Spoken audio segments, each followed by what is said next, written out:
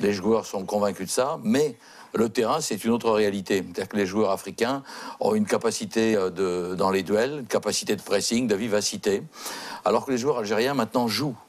L'équipe qui était à la Coupe du Monde n'avait pas joué, les joueurs n'avaient pas joué beaucoup de matchs dans l'année. Là, ils jouent tous, ils sont titulaires en Europe, avec un climat qui est complètement différent, et ils jouent beaucoup. Et donc, ils arrivent en milieu de saison, et certains ne sont pas forcément très frais. Et bon, comment les préparer? Certains ont peut-être besoin de travailler un peu, ont besoin de travailler ensemble, mais pour l'instant, bon, disons que la musique n'a pas trop fonctionné à l'unisson.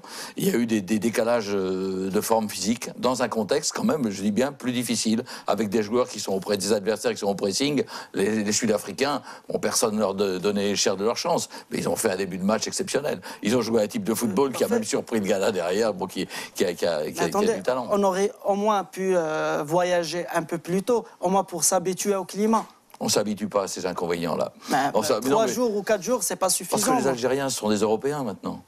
Les joueurs algériens vivent en Europe, jouent en Europe, vivent en Europe et jouent en Europe. Non, mais c'est pas du tout de faire une polémique là-dessus. C'est très bien comme ça. La binationalité et tout permet de trouver du plaisir. Il y a des joueurs locaux aussi qui ont été formés en Algérie, les Soudani, Slimani et quelques autres, Djabou et d'autres. Bon, ont eu ces habitudes algériennes, mais maintenant ils jouent en Europe. Donc ils ont pris des rythmes de jeu, des rythmes de vie européens. Donc c'est quand même une petite surprise de se trouver jeté en pleine Afrique, zone équatoriale, voilà, dans cette zone-là, à cette époque de l'année, en plein hiver européen. C'est pas si facile. Donc je crois qu'il y a eu un effet de surprise. On en a pas peut-être assez parlé, parce que ils ont voulu gagner, ils ont voulu se mettre en place, comme à la manœuvre, tranquille, à la parade. On fait jouer celui-là, on attend tel musicien, on attend Ferrouli, on attend Brahimi, on attend ça. Tout était prêt pour ça. Et puis, quelque part, l'orchestre n'a pas marché. Quelque part, il n'y a pas eu les grands artistes, là, ont moins bien fonctionné. Voilà, les autres ont essayé de faire le boulot, mais bon, ils ont aussi leurs limites, ils ont leurs qualités et leurs limites. Bon, en Coupe du Monde, on a vu une équipe qui jouait très bien, une équipe combative. Même chose lors des qualifications dans le parcours. On a vu notre équipe gagner à l'extérieur, même en Éthiopie, où il faisait très chaud, une équipe qui gagnait avec l'art et la manière. En Mali, même si on n'a pas gagné, mais bon, au moins on était qualifiés. L'équipe a très bien joué. Il y avait du jeu, il y avait de la combativité, il y avait cette rage de vaincre. Mais aujourd'hui, tout ça est absent. Nabil. Non, après, derrière, il ne faut pas comparer l'incomparable. Hein, parce que de jouer en Coupe du Monde avec un climat qui est beaucoup plus favorable, des terrains qui sont plus favorables à jouer au football, et la Coupe d'Afrique, c'est vraiment spécial. Hein. Les conditions climatiques, c'est une chose. Les conditions atmosphériques, il y a beaucoup de contextes qui font qu'on ne peut pas produire le même football qu'une Coupe du Monde. Après, quand on parle du Mali ou de l'Éthiopie, c'est sur un match. On se déplace, on joue son match et on s'en va. Là, c'est un tournoi. On est sur place, on se prépare. C'est un tournoi qui peut durer jusqu'à un mois. 1 mois. Donc c'est beaucoup de travail à entreprendre et c'est pas facile du tout, comme le disait Alain. Les conditions climatiques, on a des joueurs, il y a 90% de l'effectif qui jouent en Europe. Le climat, il n'a rien à voir. Ils sortent d'un hiver pratiquement, je dirais pas sibérien, mais il y a 30 degrés de différence avec la Guinée équatoriale et c'est pas facile. Le corps s'habitue pas facilement. Et même si on peut partir 15 jours avant, on n'est pas sûr de l'effet positif que ça peut avoir. Mais moi, ce que je voulais dire, c'est que même cet esprit de combativité était absent. Même comme si on allait gagner ou perdre, c'était la même chose pour les joueurs. Je ne sais pas si vous avez remarqué ça, mais c'était... Je pense sincèrement pas que le joueur n'a pas la même combativité en Coupe du Monde qu'en Coupe d'Afrique. C'est quand même les joueurs, ils ont la volonté, ils essaient. D'ailleurs, les 20 premières minutes de chaque match, on voit la volonté des joueurs d'aller au pressing, d'essayer de faire du jeu.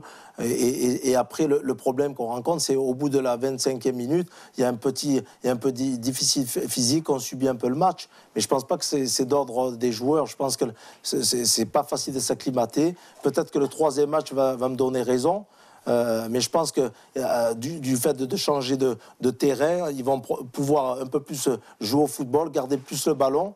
Si on parle à chaque fois du terrain, ben le terrain, c'était pas contre l'Algérie seulement, mais même contre le Ghana. Oui, c'est clair, mais après, le Ghana n'a pas les mêmes caractéristiques footballistiques. L'Algérie, aujourd'hui, a besoin de garder le ballon. Elle ne sait pas jouer long. C'est une équipe qui a besoin de garder le ballon, de construire de derrière. Et le Ghana a beaucoup plus de possibilités de jouer long. C'est une équipe qui est habituée à ce climat. Donc, je pense que de changer de terrain, on va pouvoir imposer notre jeu. Il y a des joueurs qui vont s'exprimer davantage. Et je pense que ça peut être beaucoup mieux que les 2 prochains matchs. Moi, ce que je pense, c'est que peut-être Vahid Halilovic, il avait un truc ou quelque chose pour motiver sa troupe, contrairement à Gourcuff. Il s'est planté dans sa première CAN. Voilà, exactement. Il s'est planté aussi. Donc on doit se planter encore une fois dans la CAN. Non, je pense pas. Je pense qu'il n'y a pas de fatalité. Ce que je crois, c'est que les joueurs n'étaient pas forcément prêts à ce qui leur arrive. C'est-à-dire qu'il y a dans une compétition la culture de l'inconnu. Les joueurs étaient programmés pour pas mal jouer. Ils avaient plutôt quelques certitudes sur les matchs de qualification, mais une nouvelle compétition, c'est toujours de l'inconnu. Et il faut arriver là-dedans avec une aptitude à s'adapter très vite, à être capable de trouver la solution la plus efficace. Peut-être que là, ils ont mis un peu de temps à s'adapter tactiquement, techniquement, à chacun prendre la mesure du type de compétition, de l'adversaire, du jeu qu'il y avait. Ils ont été surpris par moments, ils étaient terriblement surpris par l'Afrique du Sud. On sait bien que l'Afrique du Sud n'allait pas tenir 90 minutes comme ça. Enfin, on s'est fait jongler pendant 1 heure. C'est-à-dire que ça pouvait faire 2-0, très classique, très normal. Et le match contre le Ghana est totalement différent. Il était joué beaucoup plus entre Européens, très calculateurs, personne ne se livrant. Et après, le premier match a été joué sur les erreurs de l'adversaire, qui avait quand même beaucoup donné pendant 1 heure. Et le deuxième match, on s'est dit, bon, on l'a quand même eu. Allez, on va faire du réalisme. On l'a gagné 3-1 en n'étant pas bon. On va faire match nul en étant correct et en faisant le travail. Et on s'est organisé contre le Ghana. Il y a juste eu 1 minute. Tout ce qu'on dit là, ça tient à 1 minute. Si contre le Ghana, c'est ce qui devait arriver. Si on avait gardé cette minute, ça devait arriver 0-0. Il n'y avait rien dans le match du Ghana. C'était un match bidon, sans trop d'intérêt, peu d'occasions d'un côté et de l'autre. 2 équipes qui se respectent et qui s'attendent, qui ont certains une culture tactique des 2 côtés. Et ça devait faire 0-0. Parce qu'à un moment, un Ghanéen s'est excité derrière, il a mis une bombe devant. C'était la première fois qu'il jouait si long que ça. Il a mis une bombe et Medjani, un peu surpris par Asamoah, qui arrive quand même à garder le mètre d'avance et à tirer. Ce n'est que ça, tout ce qu'on dit. Sur un peu pas d'âme, pas ci, pas ça. S'ils sont à 0-0, demain,